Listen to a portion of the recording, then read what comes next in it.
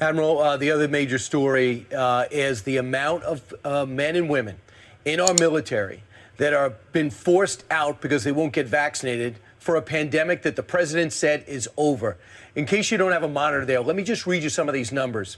Almost 9,000 Marines, almost 4,000 Air Force members, 2,632 Coast Guard, who the president just heralded for their incredible work in Florida, 19,460 total active service men and women. You as an admiral who knows what it takes and the sacrifice you make to join the military, to get kicked out like this, can you possibly talk some sense into this White House to reverse policy? Well, I'll tell you, Brian, I mean, and you and I have talked about this quite some time over the last year or so. The vaccinations are a valid military requirement. You want your troops to be ready, and part of being ready is being healthy and not being able or not having the ability to infect your unit and to make their unit readiness any worse than it is. Look, I'm talking to you from home here because I'm wrapping up my own bout with COVID here over the last 10 days. Exactly. I'm not going to the office. Admiral, exactly. I don't want to get. But listen, just to blend in the military and the science, we all know that this vaccine does not address any of the variants we're currently experiencing. So therefore, there's minimal positive to getting it now, which is why you guys don't even talk about it. To invest in our people and train them and then dismiss them for experimental vaccine is folly when you can't recruit.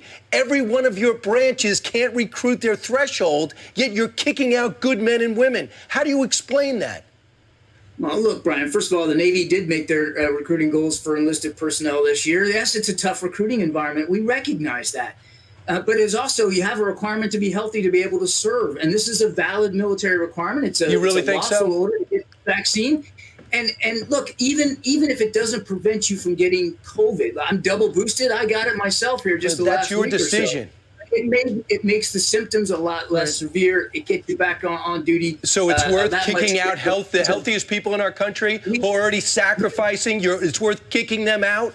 Brian, we would rather not lose anybody, of course, to the vaccine. We'd rather not lose anybody from a retention perspective to have them leave the service earlier than they wanted or we wanted them to. Right. But it's a valid military requirement. No, it isn't. This is an experimental vaccine that just came off the shelf. You know it's not valid, and it's risk our national security. Admiral, you are a military officer. You could talk sense into this White House.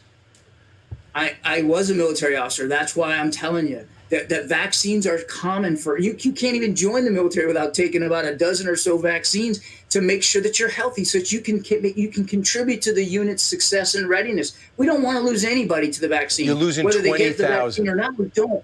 But Brian, you got to have a healthy force. This is a valid health requirement. Health is central to our readiness as a military unit. And you're not just, it's not just about you. We're going to have to go, but it's just hard because we talked about this amazing hero who's in the Coast Guard, and he rescued someone who could potentially drown down there in the Fort Myers area, and now he's getting kicked out. Exactly. And so that's just, it's so hard as Americans to know that that person wouldn't be saved if he weren't working right now. And in 30 to 60 days, he's going to be kicked out. So he saved a life, and all of these military men and women have saved so many lives over the course of their training. So it's just really disheartening to see that for religious reasons, when they don't get a vaccine, they're going to get kicked out. But Admiral, thank you. The vaccine itself helps save lives too.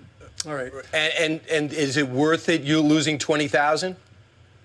We would rather lose nobody, Brian, but it's a valid military requirement that helps unit readiness. That's the important thing you got to remember. All right. All right. Thank you so much for coming on. Thanks for joining us from your home. And we did not realize you were battling COVID or coming off COVID, so good luck to you. You're feeling better. Thank you.